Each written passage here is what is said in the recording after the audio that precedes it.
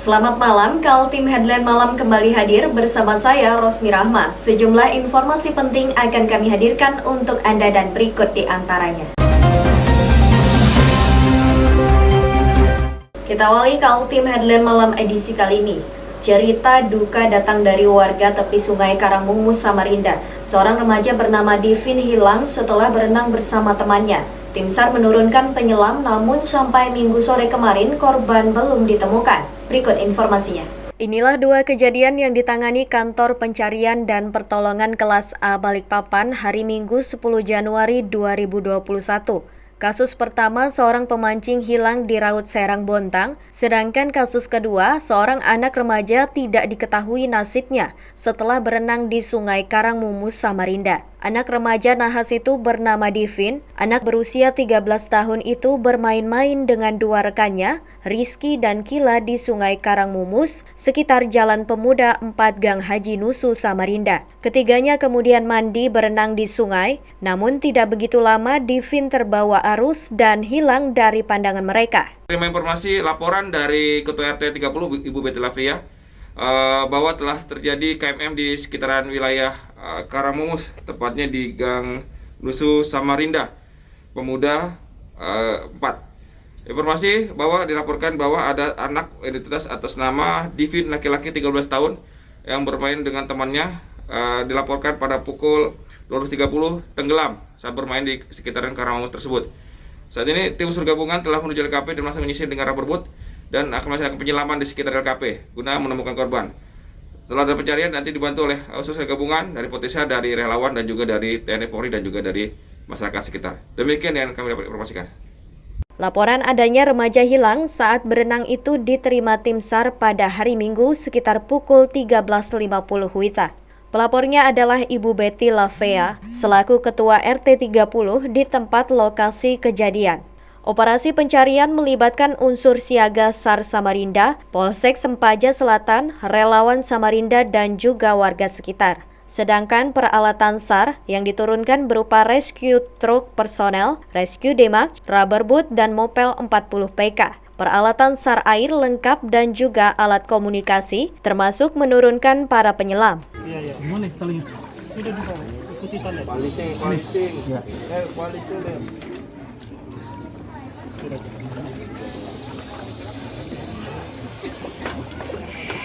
Tim SAR berhasil menemukan mayat Divin sejauh 3 km dari lokasi kejadian pada hari Senin pukul 11 WITA. Tim Kaltim TV melaporkan.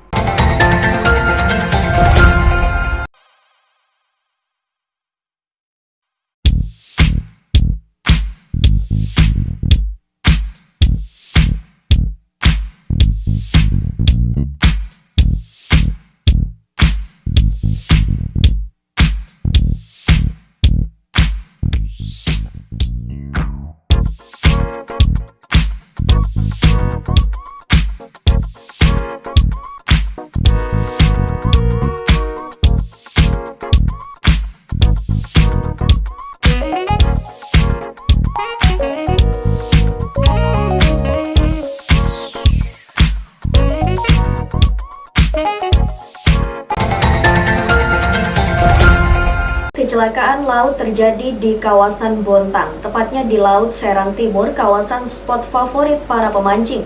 3 orang selamat dan 1 orang hilang setelah perahu mereka ditabrak kapal tanker. Berikut informasinya.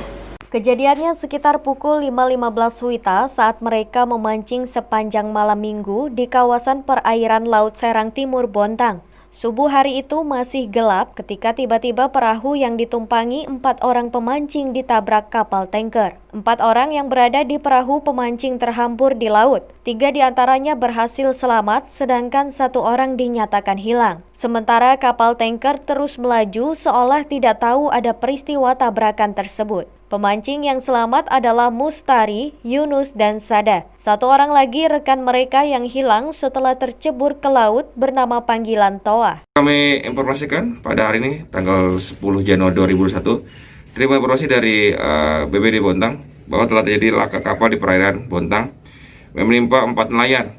Kejadian adalah pada pukul 04.00 hari ini, 4 nelayan melaksanakan melaut di sekitar perairan Bontang Namun pada pukul sekitaran tersebut kapal mereka ditabrak oleh kapal tanker yang saat melintas di tempat mereka melaut.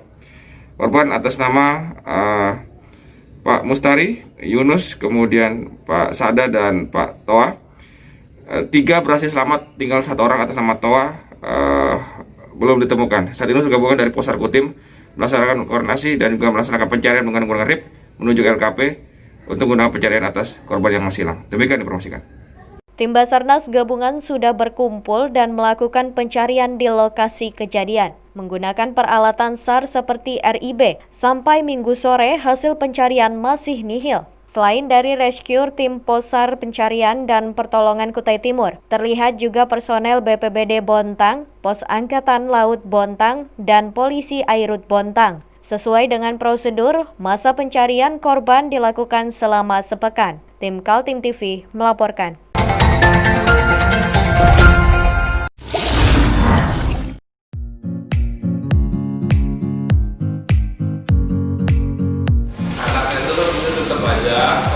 Cara mudah beriklan digital di Kaltim TV.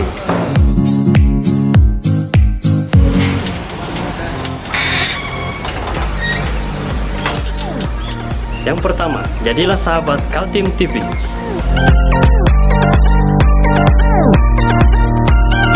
Dengan Rp1.000.000, para sahabat mendapat 20 kali tayang di slot berita kamu.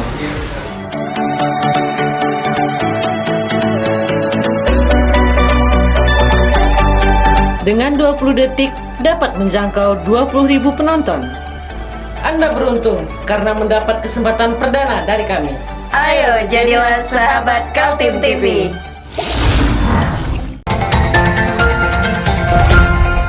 Agus Tantomo dilantik menjadi Bupati Berau oleh Gubernur Kaltim Isra Nur. Jabatan Agus menggantikan Muharam yang meninggal dunia sangat singkat, yakni berakhir pada 17 Februari 2021. mendatang atau hanya sekitar 40 hari. Upacara pelantikan Bupati Agus Tantomo berjalan lancar di ruang Ruhoy Rahayu kantor Gubernur Kaltim Jalan Gajah Mada. Meski dalam protokol kesehatan yang ketat, terlihat sejumlah pejabat dari Kabupaten Berau maupun Kaltim ikut hadir. Agus sebelumnya adalah wakil bupati. Dia menggantikan Bupati Berau Haji Muharam lantaran meninggal dunia pada 22 September 2020 lalu. Ini kan hanya berapa hari ya, salah hanya sekitar kurang lebih 40 hari, kurang lebih ya. Dan ya memang tidak banyak yang bisa dilakukan dengan waktu yang tapi kalau melihat situasi sekarang, saya lihat ini bukan hanya di Berau. Kepala daerah manapun saat ini di Indonesia, semua sedang berkonsentrasi menangani COVID-19. Saya juga di Berau, insya Allah. Kebetulan memang di Berau beberapa minggu terakhir masalah COVID ini agak menurun, sehingga ya, saya sudah bertekad di sisa masa jabatan saya konsentrasi penanganan COVID. Dinamika politik di Kabupaten Berau cukup menarik perhatian karena saat sebelum pilkada, Bupati Muharam dan wakilnya Agus Tantomo pecah kongsi dan memilih maju pilkada tidak bersama-sama lagi. Muharam maju berpasangan dengan Gamalis, sedangkan Agus Tantomo tetap maju dalam posisi sebagai calon wakil bupati dengan bupatinya adalah Seri Marawiyah.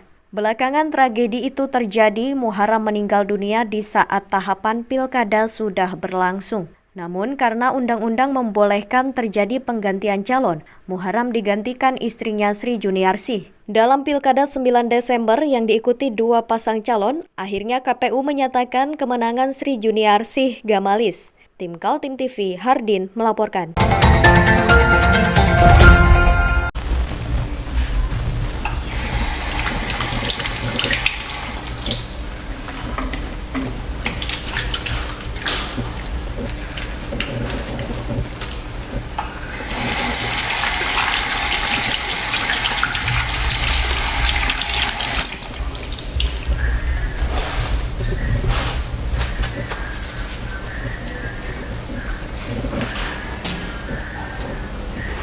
Meskipun di rumah saja, kita tetap selalu menjaga kesehatan, cuci tangan, menggunakan hand sanitizer. Ingat, mulailah dari diri sendiri.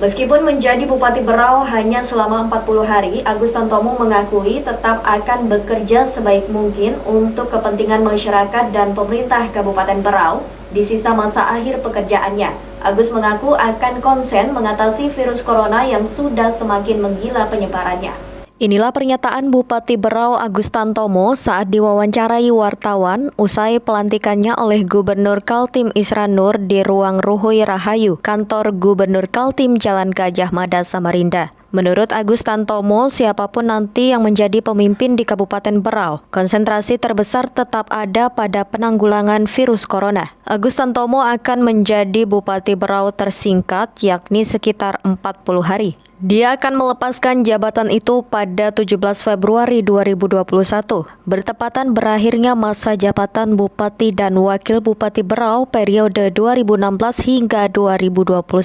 Meskipun berada di periode singkat, Agus mengakui akan memanfaatkan waktu yang tersisa secara maksimal, terutama untuk mengurus masalah COVID-19 yang penyebarannya begitu masif di Kabupaten Berau maupun di seluruh Indonesia. Kepala daerah manapun saat ini di Indonesia semua sedang berkonsentrasi menangani COVID-19. Saya juga di Berau, insya Allah kebetulan memang di Berau beberapa minggu terakhir masalah COVID ini agak menurun, sehingga saya sudah bertekad di sisa masa jabatan saya konsentrasi penanganan COVID. Saya sebenarnya sejak 3 minggu sampai 1 bulan terakhir sudah mengambil kebijakan yang sebenarnya lebih keras daripada kebijakan yang diambil di tingkat provinsi dan nasional. Jadi antaranya kemarin malam tahun baru kita memperlakukan jam malam, dan sampai hari ini masih berlaku larangan makan minum di tempat, masih boleh take away. Berdasarkan data dari Satgas Penanganan COVID-19 Kaltim, Kabupaten Berau termasuk yang sedang mengalami peningkatan pasien aktif tinggi. Bahkan pada edisi 8 Januari terjadi penambahan kasus aktif sebesar 42 kasus. Saat ini Berau kumulatif yang terpapar virus ada 1.569 orang dan yang dinyatakan sembuh 965 orang. Jumlah pasien positif meninggal dunia ada 17 orang dan pasien aktif yang dirawat isolasi mandiri maupun di rumah sakit ada 587 orang. Tim Kaltim TV, Hardin melaporkan.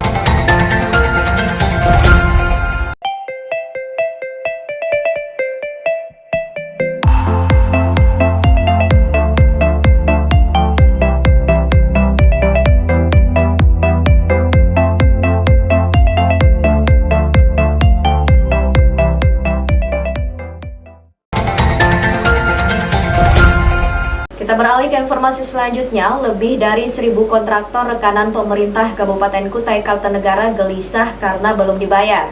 Mereka berupaya menagih dan mendapat jaminan dari pemerintah semua akan menerima pembayaran. Berbagai isu bermunculan saat lebih 1.600 kontraktor yang menjadi rekanan pemerintah Kabupaten Kutai Kartanegara belum dibayar.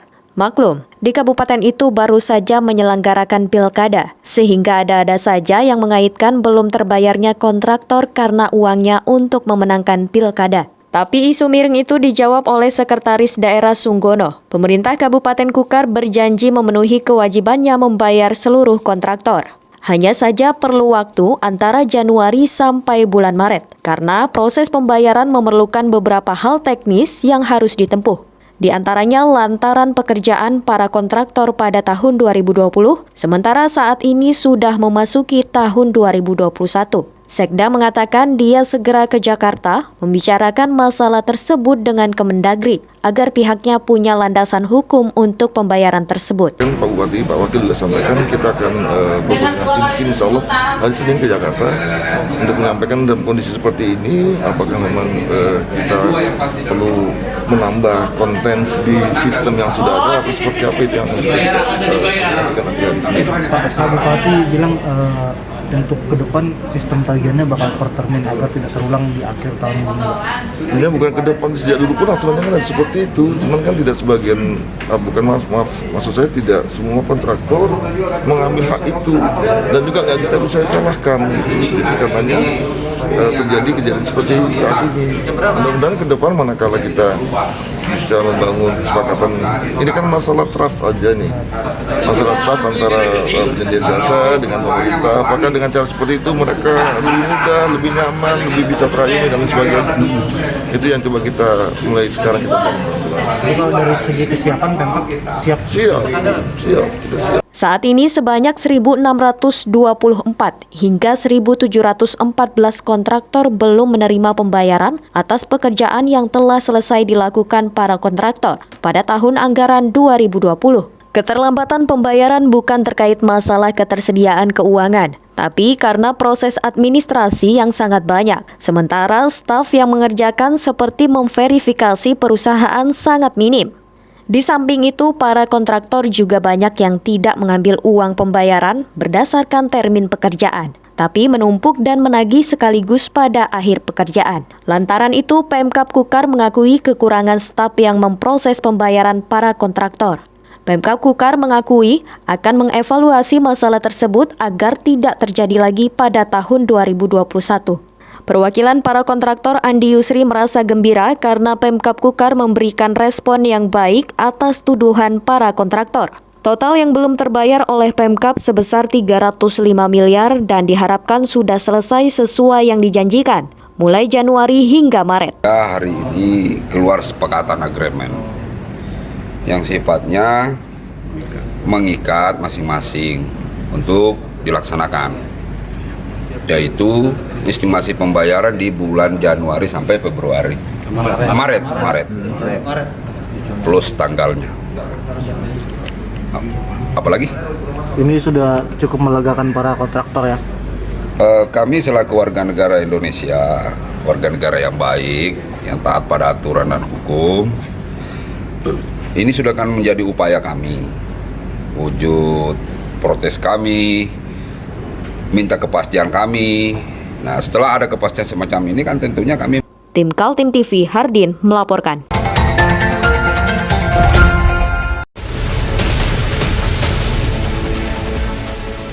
Mari kita memerangi virus corona dengan mematuhi imbauan pemerintah. Stay at home.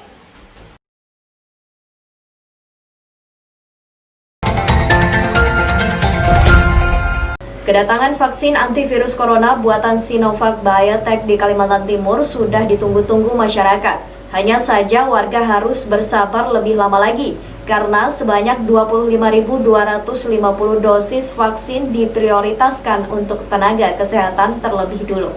Ada 12.760 tenaga kesehatan di Kalimantan Timur akan menerima penyuntikan pertama vaksin virus anti-corona.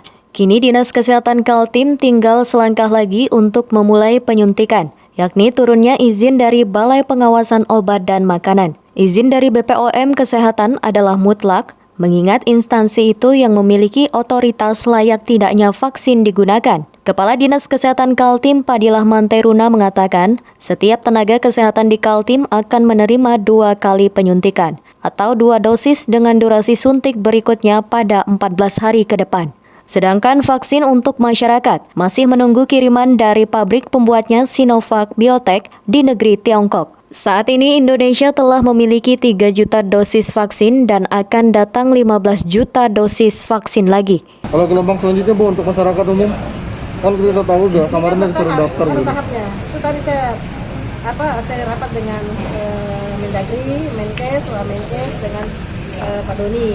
Nah itu ada tahap-tahapnya sudah dipaparkan. Oh, siap. Kapan Bu kira-kira masyarakat bisa menikmati juga Bu?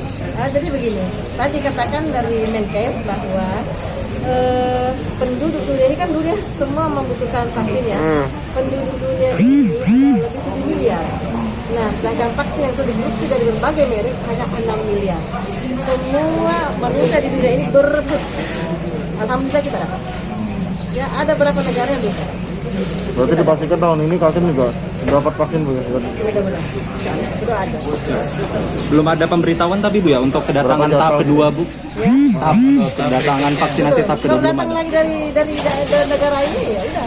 Didistribusikan langsung Bu ya? Lagi, karena sebelumnya saya distribusikan walaupun istilahnya tidak merata proporsional. Oke, siap. Oke, Bu. Pemerintah mulai menyuntikkan vaksin kepada masyarakat pada gelombang berikutnya. Seperti janji dari Presiden Joko Widodo, pemberian vaksin kepada masyarakat secara gratis dan diperkirakan akan berlangsung selama lebih 13 bulan mendatang. Tim Kaltim TV, Hardin, melaporkan.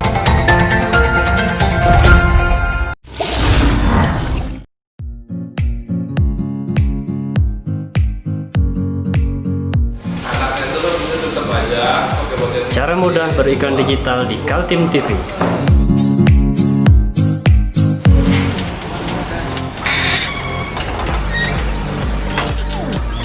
Yang pertama, jadilah sahabat Kaltim TV.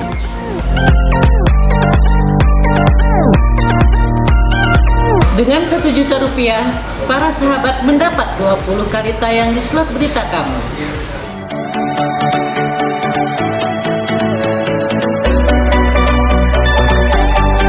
Dengan 20 detik dapat menjangkau 20.000 penonton. Anda beruntung karena mendapat kesempatan perdana dari kami. Ayo jadilah sahabat Kaltim TV.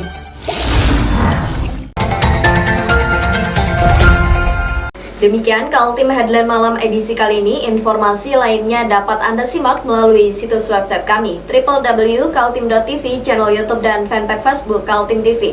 Jangan lupa untuk selalu patuhi protokol kesehatan. Saya Rusmi Rahma bersama kerabat kerja yang bertugas pamit undur diri. Selamat malam dan sampai jumpa.